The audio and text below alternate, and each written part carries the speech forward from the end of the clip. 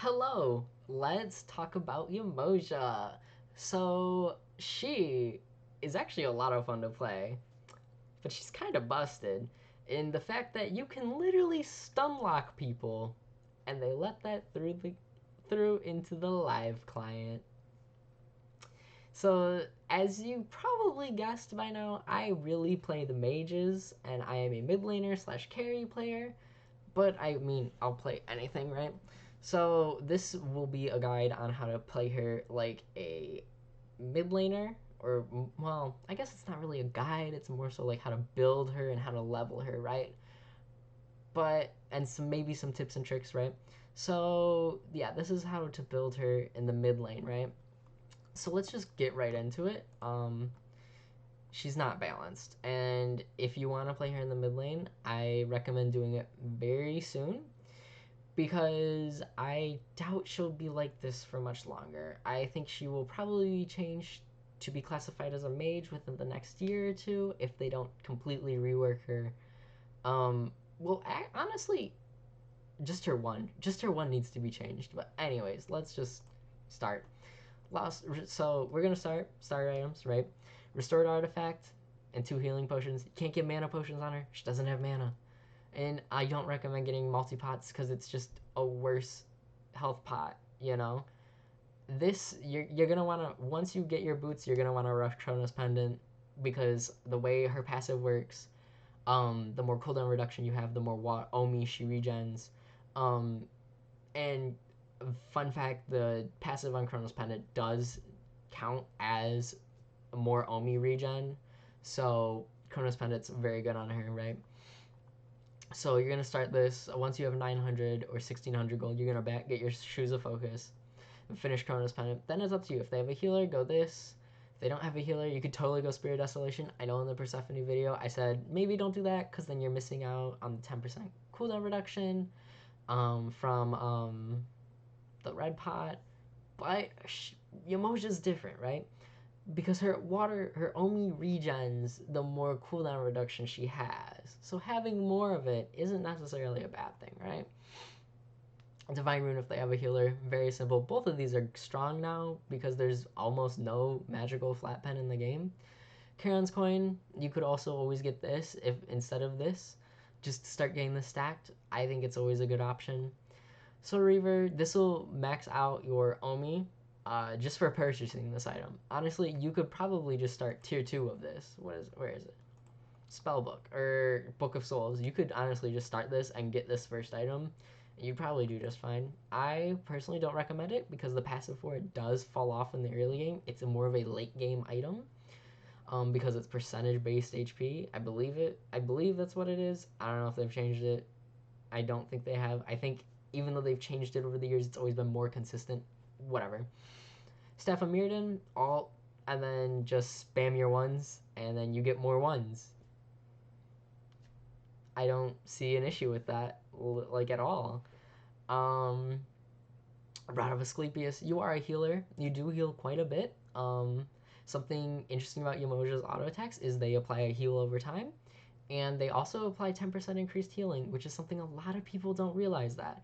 So if your ally has popped a healing potion, which is 10 HP, 5, or 10 HP per second, if you apply your auto attack to them, they will gain 11 per second, which you're like, wow, a whole 11, really? Yes, a whole 11. Baffling. Anyways, Lotus Crown, like I said, you're a healer.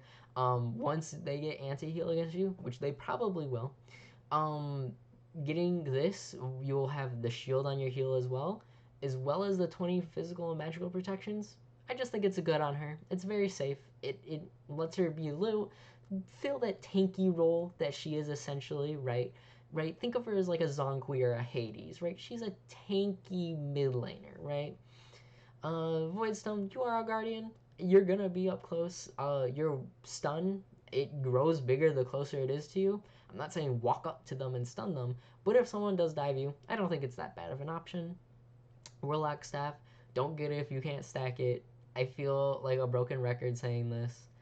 This item could be potentially good because if you look over here, her max health 2,390. That's very high. That's a guardian, right? you are technically a guardian. Having that extra health might not be that bad. And then ethereal staff, same thing with warlock staff, except a little bit safer, right? You're not really going to be missing on this, right? You have less damage with this, but you get the cool passive and crowd control reduction. Kind of works out in the end, right? Some relics, right? If you're in the mid lane, right? Pretty much always going to be getting these. If they have no CC, you can get these two, or you get Blink. You're probably like, Blink? Why would I get Blink as a mid laner? Well, Blink Yemoja ult is very strong. Yemoja ult, you're probably like, wow, it doesn't hit like at all. Like I never hit anyone with it without like my team like cornering them in it, right? Yemoja ult is not much more than just damage, right? It applies a 90% slow while they're in it. Scaling down, it scales down, right? But it also disrupts them. Have you ever been able? You can't look through Yemoja wall. It's literally cannot. It disrupts the player visually so much. Even your teammates kind of get messed up from it. It's just very strong. Being able to blink in, they can't see your team coming for them because they're like, what the fuck? There's this fucking tide pool around me. Anyways, blink, not that bad, right? So we're gonna go to leveling the abilities, right? Take a guess. The one. You're always gonna want to level the one, right? At level two, you could get either one. It's up to you. I get Mending Waters, then you're gonna level the one, and then I'm gonna get Riptide, right? And then alt, and then oh wait, no. Well, actually, this works. We'll go through another one. The one that I do too. I do both of these, right? So we're gonna go through this, right? Then you're gonna max the one. You're gonna skip here, right? Because your two, it's not that good of an ability. I'll be honest. Until the late game, your three, not even that good. Literally, your one is your best ability besides your alt. You're gonna max that, and then you're gonna start maxing the two. You know, just like that. You know, very simple. Nothing super difficult. So now let's do mine, the one that I've been doing. You're gonna get one, two, one, skip, one, alt, right? And then at level 6, you'll get your three. This just gives you more pressure. That's really it. That's honestly it. It just gives you more pressure. It doesn't accelerate it because you still gotta put the point in the Riptide, right? But it just gives you more pressure in the mid lane. So it's up to you. And then you're gonna skip here, and then you're gonna do those two again, and then you're gonna max these same late game leveling order as last time, right? That's really what you're gonna be going for, right? So let's talk about Yemoja ult, right?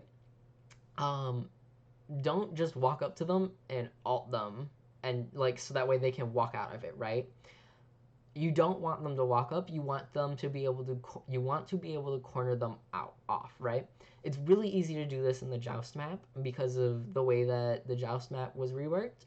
There's those two walls now. You can literally just walk on the side of one, and when they walk up to clear the wave, summon your ult, and they're stuck in a box. Um, but you can also do this in Conquest, right? This is why I said Blink was strong on her, right? You can blink on the other mid laner, and depending on who it is, right? If it's an immobile mage, they're kind of fucked.